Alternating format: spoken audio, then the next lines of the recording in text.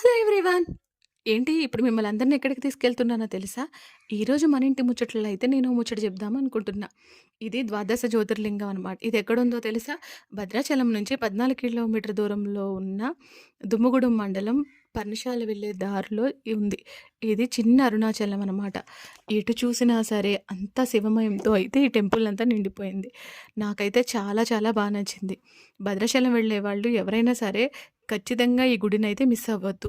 లేదు అంటే ఒక మంచి పుణ్యక్షేత్రం అయితే మీరు మిస్ అయిపోతారు. ఖచ్చితంగా అయితే చూడండి. భద్రాచలం అంత దూరం వెళ్తున్నారు కదా! అక్కడి నుంచి 14 కిలోమీటర్ దూరంలోనే. సో, దారిలోనే కనిపిస్తూ ఉంటుంది పర్ణశాల వెళ్ళే దారిలో. ఇక్కడ చూడాల్సినయి ఏంటో తెలుసా?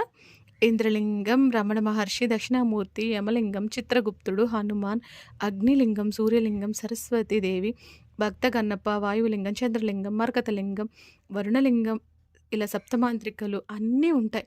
ఒకటి కాదు. అంతేకాకుండా అరుణాచలంలో ఎలా అయితే మోక్షద్వారం ఉందో, ఇక్కడ కూడా మోక్షద్వారం ఉందండోయ్! ఆ మోక్షద్వారం నుండా బయటకొచ్చేస్తే అక్కడ మనకి ఎదురుగుంట చక్కగా శ్రీపాదలింగం కనిపిస్తూ ఉంటుంది.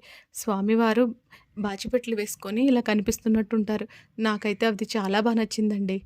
అసలంతా పరమేశ్వరుడి అనుగ్రహం.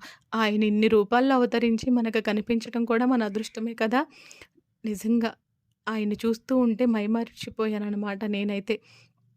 మనం ఎప్పుడైనా సరే మనస్ఫూర్తిగా దేవుడిని చూస్తూ ఉంటే, మనకే తెలియకుండా మన కళ్ళల్లో నుంచి ఒక ఆనంద బాష్పాలైతే వస్తాయి. ఈ స్వామిని చూస్తున్నంత సేపు, ఈ శివలింగాలు చూస్తున్నంత సేపు కూడా నాకు అదే ఫీలింగ్ అనమాట. అంతేకాకుండా ఇక్కడ రాజమండ్రిలో చూసా నేను మహాకాళేశ్వరం టెంపుల్. అలాగే ఇక్కడ శివలింగం కూడా ఉంది. అద్దాల మండపం ఉంది. వెంకన్న బాబు ఉన్నాడు. ఇలా ఒక్కటేంటి కృష్ణుడు రకరకాలనమాట ఇంకా. ఫైనల్లీ అర్ధనారీశ్వర లింగం, ఈశాన్యలింగం, కృష్ణుడు, పాతాళలింగం, వారాహి అమ్మవారు, శ్రీచక్రలింగం, వీరభద్రస్వామి, లక్ష్మీ నరసింహస్వామి అసలందరూ ఉన్నారండి. ఎటు చూసినా చాలా మంచి పుణ్యక్షేత్రం అనమాట. నాకు చెప్పడానికి ఎలా వస్తుందో నాకు తెలియటం లేదు. కానీ కళ్ళారా చూస్తే మాత్రం అంతే బావుందనిపిస్తుంది. నేను నిజం చెప్పాననుకుంటారనమాట. అంతేకాకుండా ఇక్కడ వివిధ రాష్ట్రాల్లో ఉన్న శివలింగాలు కూడా ఉన్నాయన్నమాట. గుడి చుట్టూ. మనం సొంతంగా అభిషేకం కూడా చేయొచ్చు వాటర్ తోటి. ఇంక ఫైనల్లీ అయితే లోపల విగ్రహం అయితే అది తీయటం అయితే కుదరలేదు. మన ఛానల్ నచ్చితే సబ్స్క్రైబ్.